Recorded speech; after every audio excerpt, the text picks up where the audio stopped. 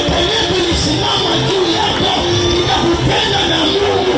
Tuondoke katika jina la Yesu.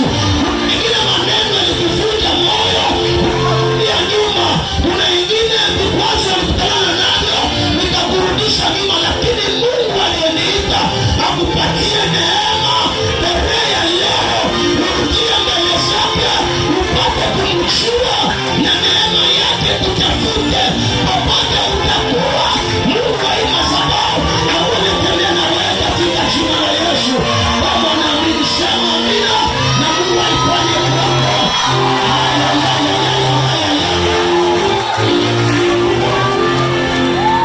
Kama roho yako ilikuwa mbali na Mungu, ingie. Mwache kwanza ile mishiki. Nishawaambia mahubiri ya mpake nota au maombi. Sabato biko wanaomba vile vile mko napiga. Bwana Yesu asaidie. Bwana Yesu asaidie. Kama kuko kizuio ama roho yenye ilikutenga ikakutosha mbele za Mungu, ikakutosha mu presence ya Mungu, jiulize, ulikuwa wa kwanza kumtumikia Mungu, ulikuwa wa kwanza kumcha Mungu, lakini umerudia nyuma.